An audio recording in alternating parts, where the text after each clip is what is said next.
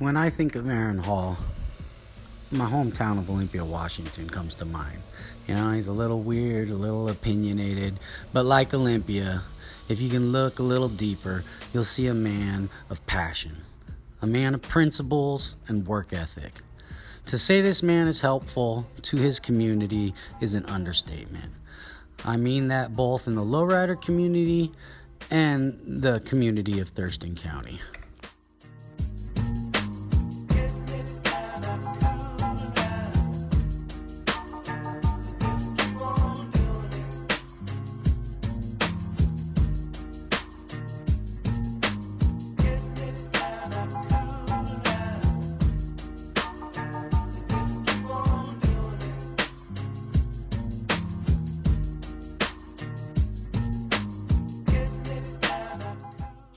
Okay. What's up, everybody? It's Chad and Aaron, my Lowrider life. This guy right here is pretty much the, in my opinion, kind of quieter version of me. The opposite equal. We're both about the same age. Right. Been riding the same time. I made a lot of noise. Said, "Hey, look at me, look at me." You stayed in the background and built a bunch of cars. Say that's fairly accurate. I did build a bunch of cars. You were never quite as loud as me. But how did you get into cars, Aaron? Why don't you tell these people how you got into cars? Well, it's pretty interesting the way it panned out. When I was quite the juvenile delinquent, and I got kicked out of school in the very beginning. Just 10 or whatever, my dad made me work in the garage a little bit in sand. That kind of started it, and then I really was interested in Mercuries. Like when I was about 14, man, Mercuries for some reason were a huge deal to me, and I wanted to shop Mercury. I lived on that side of town, and I was walking down this road, and the garage door was open about a foot, and through that garage door I could see the bumper of the Mercury and the grill, you know. So 14-year-old me rolls up and knocks on the door, and there's a dude in the garage, and he says, you know, "What do you want? Who are you?" You know, and he's real aggressive and stern, and he says, you know, he wants to know what my name is, who my dad is, everything. And I kind of tell him, and I think, why are you here? I said, "I'm interested in that Mercury." You know, as a 14-year-old kid, the dude's tripped out. He doesn't know why this kid knows about Mercuries or whatever.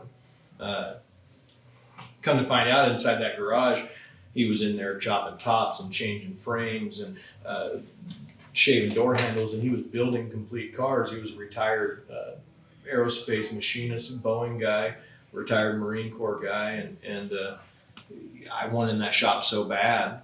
He you know, he wouldn't let me in the shop. He was concerned about liabilities and things like that. And so I looked outside and said, "Man, your lawn. Let me take care of your lawn. You know, let me take care of your gutters. And I kept coming back here and kept coming back here. Come on, man, let me in the shop. Teach me how to do this." And time rolls on, 14, 16. He let me come in here and work and show me how to, you know, change frames, do subframes, do suspension, chop tops, channel cars. He taught me all sorts of stuff. He, you know, built complete cars in here. And when I continued that for years, and then when he had a heart attack and couldn't do it anymore, he asked me if I would carry on that idea and carry on that style of building. You know, there was nobody else in town really that was doing that type of work, and I took what he gave me and what I learned from watching, you know, Todd, your friend Todd, and I took that stuff and I wrapped it all into a bundle, and now I do for the stuff I enjoy doing. I do hydraulics, I do complete suspensions, motors, transmission. Put me in a position that I could build anything I want, fix anything I want. I'm capable of doing. I hate body work, I don't do it, but I'm capable of it. I'm not very good at it, and I don't have the patience. You know, you and me both, ADD guys. I can't sit there and sand Bondo. Yeah, I just kind of found out.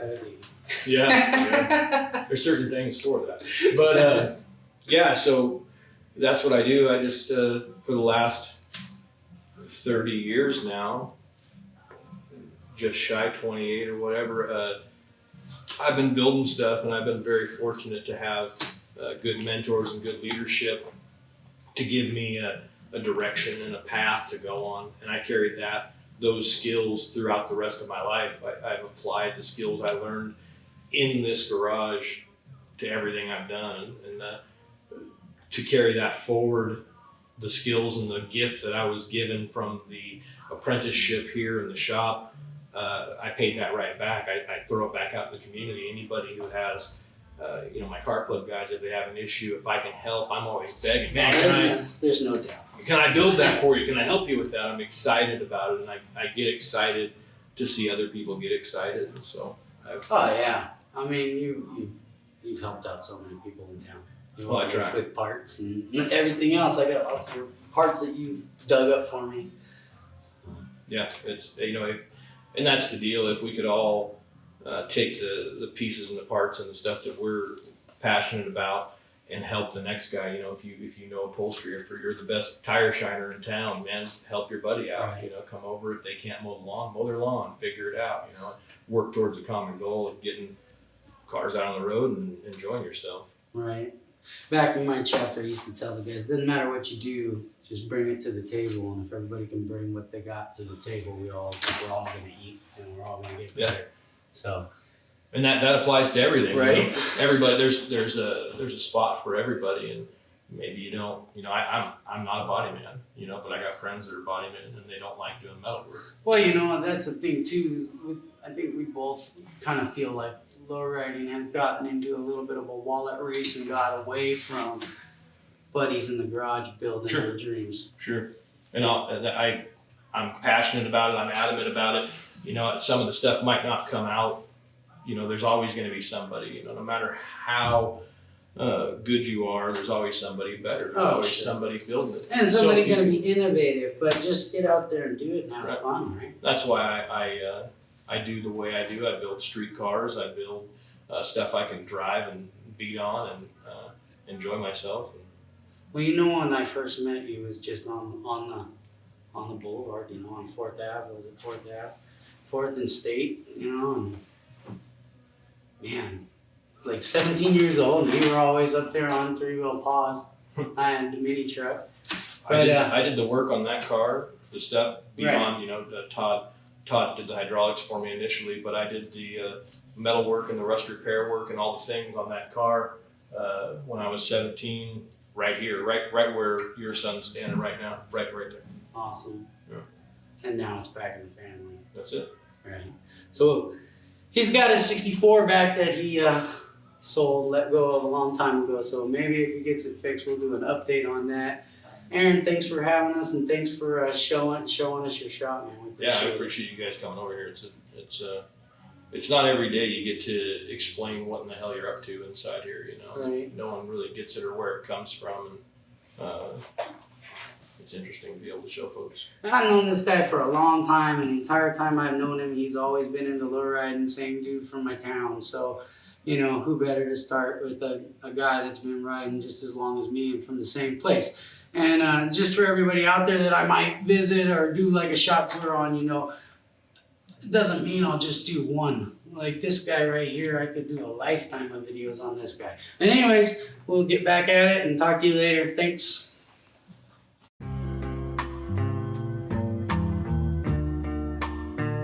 On this Oldsmobile over here, I kind of skip around on projects.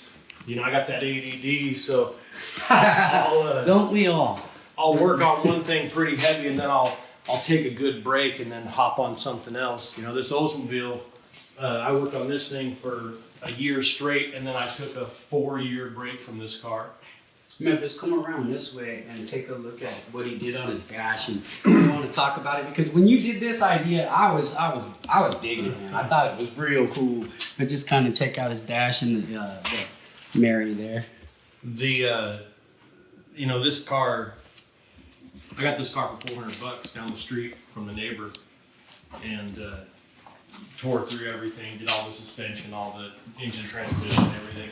And it's wet right now because I drive it. I drove it to work, and I commute.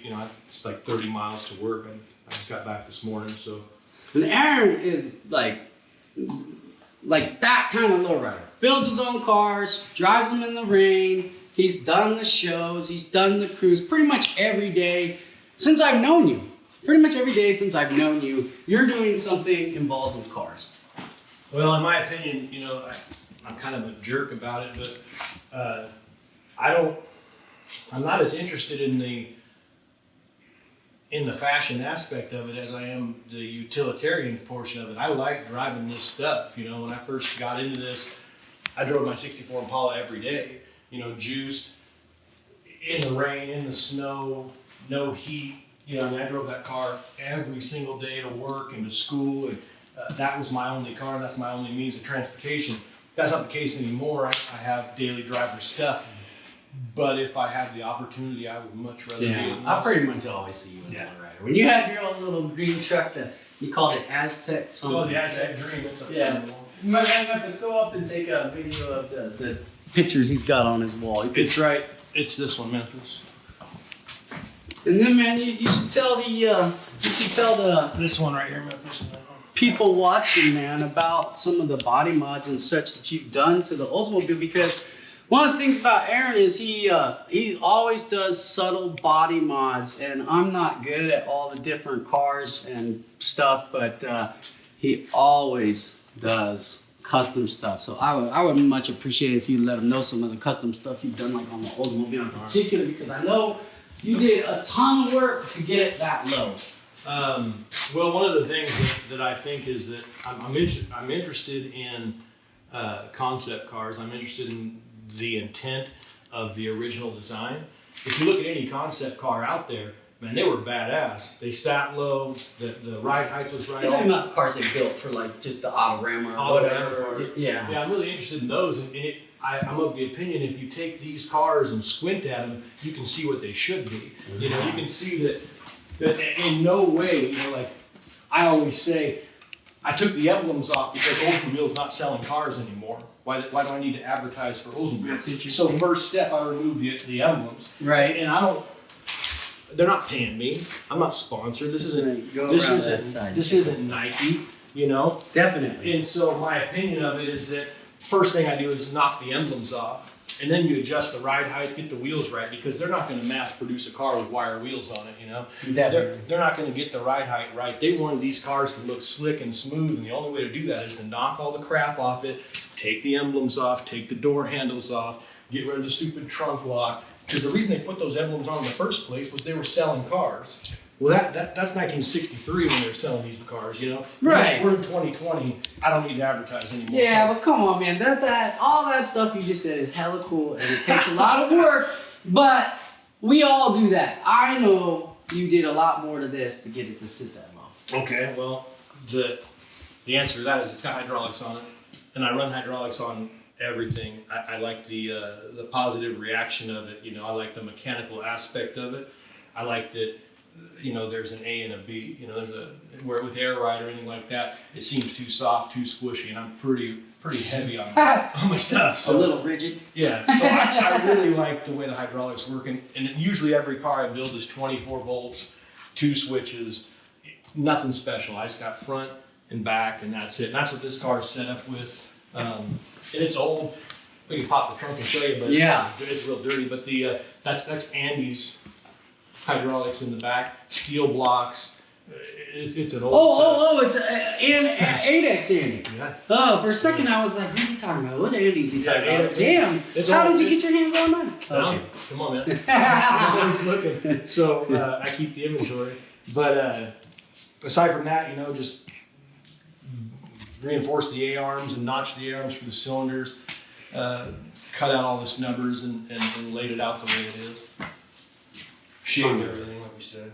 A ton of work. Oh, my. Don't let him fool you. When he starts showing you what he really did, that's when it gets crazy, because he takes fenders, cuts them in half, puts different fenders together with different body lines. What's up, everybody? We're back. We had technical difficulties the last time we were shooting. We ran out of storage in our phone, and so we learned something. Anyways, we're back, and we're gonna have Aaron just kind of talk about his club just for a minute, and the back end of his car, because the back end of his car is a lot more custom. Aaron. I can start out with the Car Club Black, United Classics.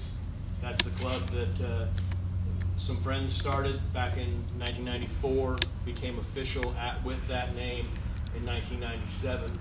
We've been running between 15 and 18 guys for that long.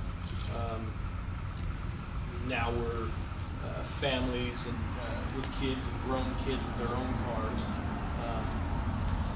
Below that, that's the International Association of Firefighters. That's what I do for a living. I'm a union member. I got that from my brother. My brother gave me that.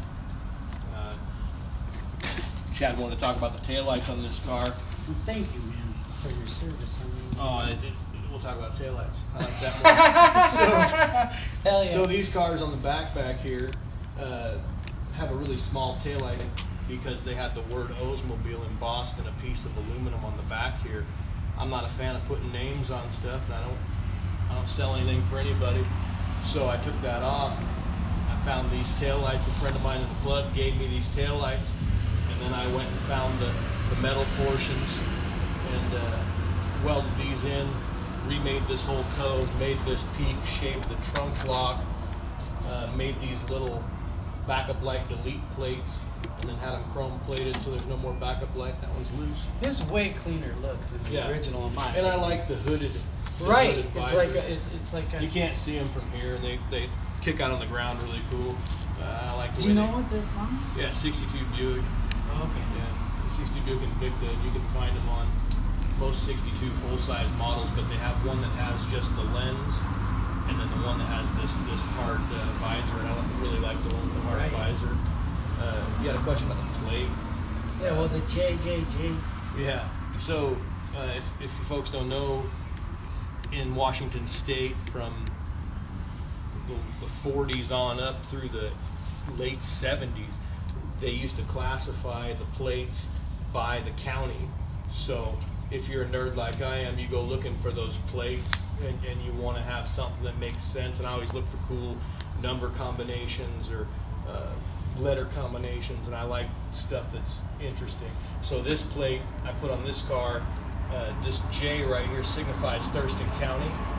If you would have had a JA, that would have showed you it was out of Olympia. But I don't like the way that the JA starts to spell something. You get a JAB or a JAY, or I don't like that. So I found this triple J, and I thought it was cool because it was, to build lowriders up here in the Northwest and to build cars that get noticed, especially with the way the internet works. You take a picture of a car, and the next thing you know, there's guys interested in it all over the place. I felt it was important to represent where we come from and the area we come from, and to me it was like, hey, check us out, man, we're up here, Thurston County, hey, look at Thurston County. Something a little unique about us. Right. It's a weird town. We're proud of it. Right. We're proud of it. Well, wherever you're from, you should be proud of it. Sure. It's not as if one place has the rights to anything, and each neighborhood does it different. And if you're going to be out here doing your thing, it's going to be a tad bit different. They're not cutting out taillights, 2 counties over. Maybe they are, but they're not doing the same stuff we're doing. So you might as well throw a little bit of who you are, not only on the exterior, but give some indications. United Classics, that's my car club. IAFF, that's my union. And then back here's my county. If you're doing the nerd math, you'll figure it right out. JJJ, triple OG right there. Aaron, Olympia, Washington. Anyways, thanks for showing us your car, man, and letting us check out your shop. So we'll talk at you guys later.